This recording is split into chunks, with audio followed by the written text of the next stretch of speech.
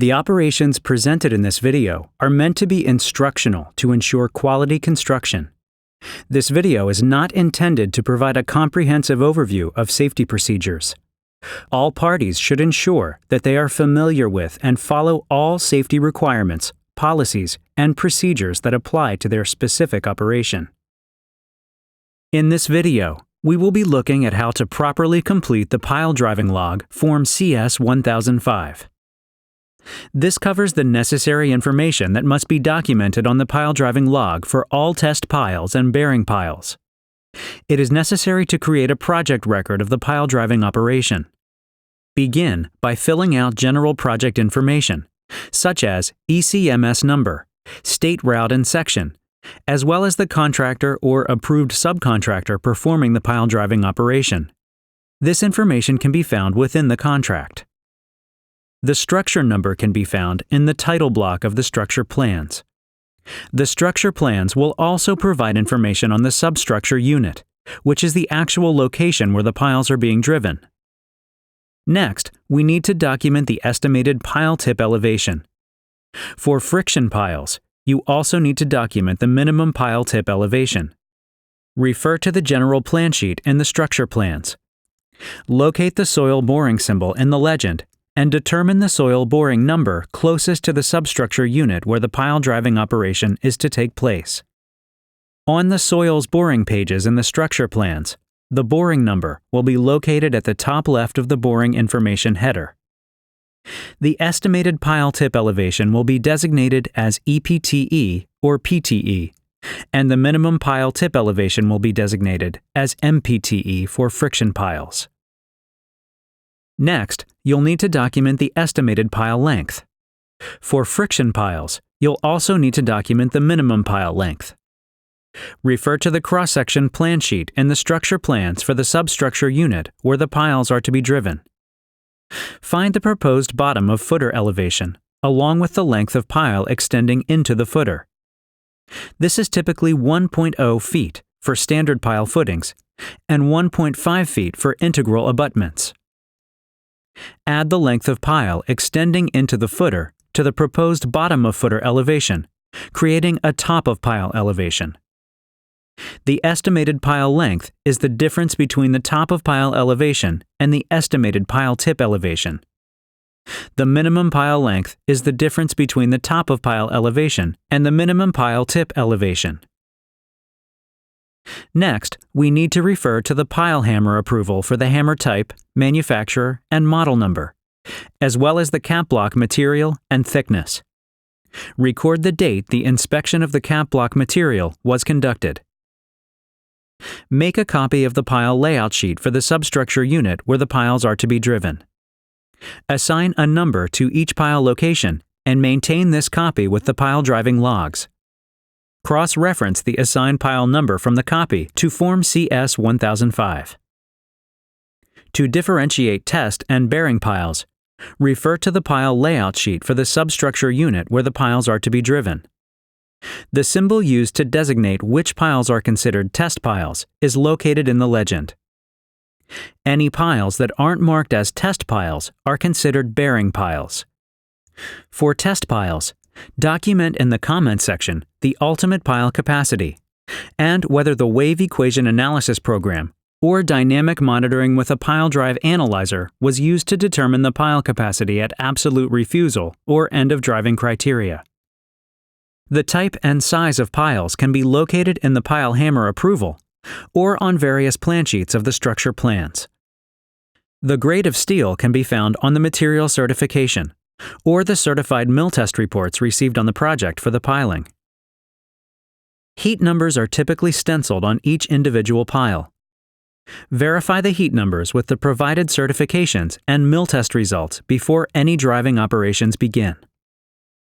If pile tip reinforcement is used, document the type as standard or heavy duty and cast or fabricated, along with the grade.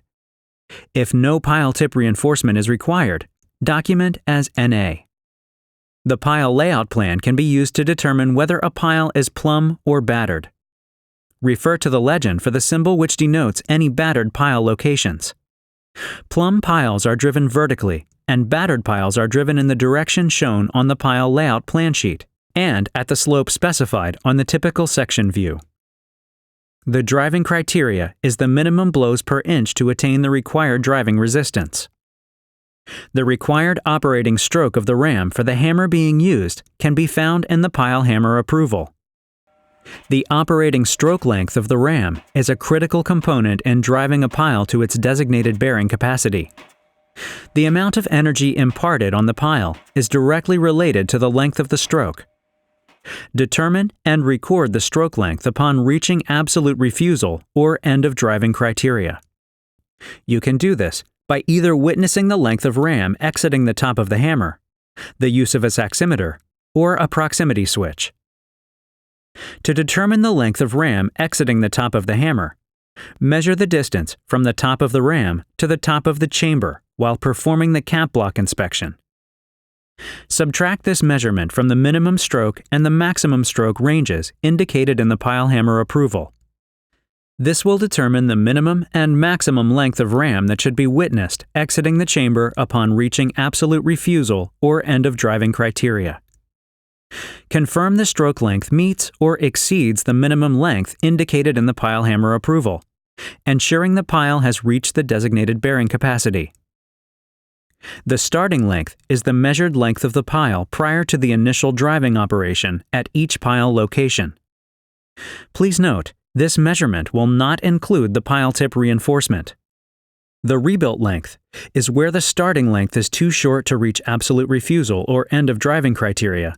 The piles need to be extended by splicing. The length rebuilt is the additional length of pile spliced to the starting length.